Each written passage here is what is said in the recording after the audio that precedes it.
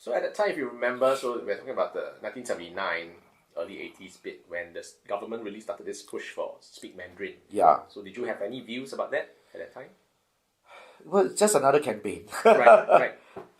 We were also tired of national campaigns, anti-littering, anti-spitting, anti-smoking, anti-this, anti-that, right? So at that time it was just another campaign. I think the main discussion at that time, I mean, I don't remember much, but the main sort of anxiety that any one of us had was that it's a similar anxiety that if you keep pushing Mandarin, then how will we talk to the older generation? This is the prevailing problem. And so, although we are not terribly proud of how well we can speak Teochew or Hokkien or Cantonese, we can still speak. We can still be perfectly understandable. You can carry on a decent conversation with your grandparents. But if you only studied Mandarin and then you, to the exclusion of your dialect, then you have a problem. So I think we were all made quite patently aware of this, and there was big debate about this. There was also a big debate, even from the 70s actually, about the lowering of standards in Chinese. And of course, with some more, I think, strident people arguing that the government was actually destroying Chinese culture, destroying English language, everybody, 吃洋屁, that kind of thing. It's a kind of slogan, or as my father used to say, 假模赛, so you then say, well, hang on, I mean, yes, invariably something got to give way, you see.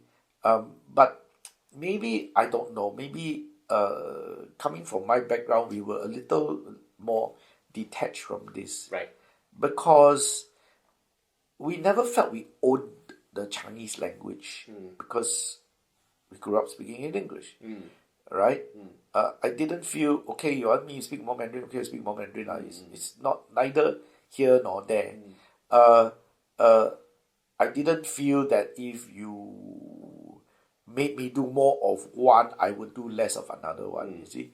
To us, Mandarin we study in school, Teochew, Hokkien, Cantonese, we spoke around the whole. Right. Whatever you say, I'm going to continue speaking. It doesn't make a difference to me because I didn't study these as a language. Right. I think. Right. Yeah. Okay.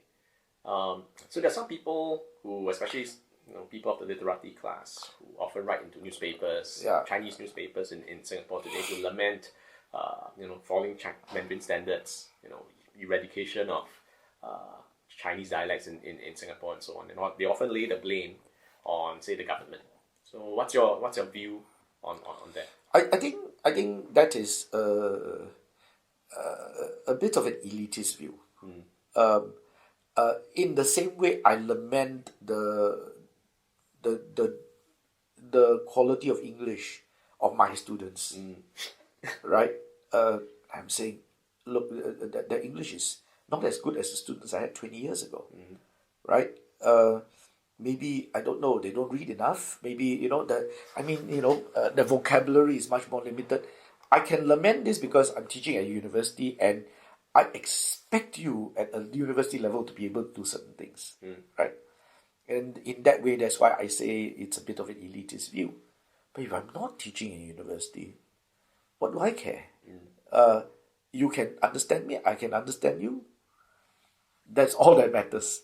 You see, so yes, I think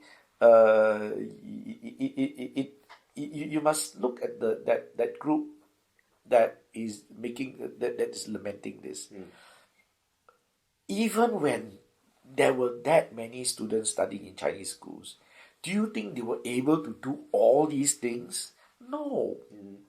Right? This is that group that's elite that now. And because of their capability in Mandarin and so on, had access to all these sort of cultural matrices that exist. that you don't have access to because your language is not that good, right? But once you have, then you are able to access different things.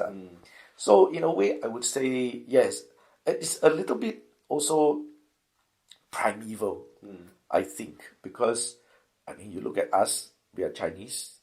You can't run away from it because you know it's what you call immutable. It's an immutable difference. You can't change it, right? So then there is this problem of identity, and this gets mixed up, I think, because we are the immigrant society that we are.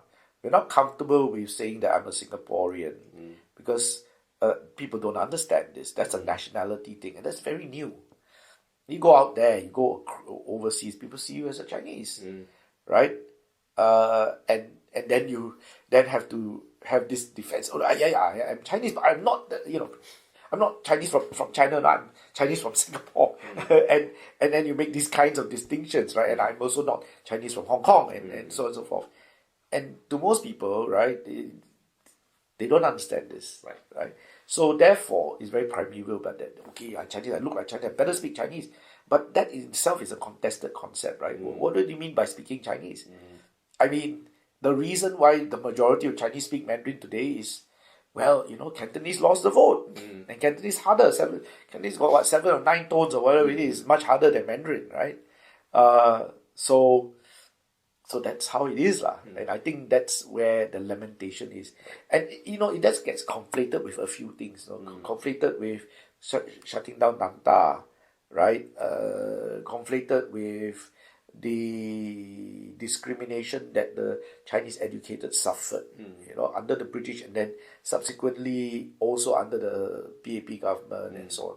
So yeah, I mean, there are all these things. I think they get conflated, and then you just say, this government didn't do the right thing by the Chinese, whatever that means. That's my analysis, lah.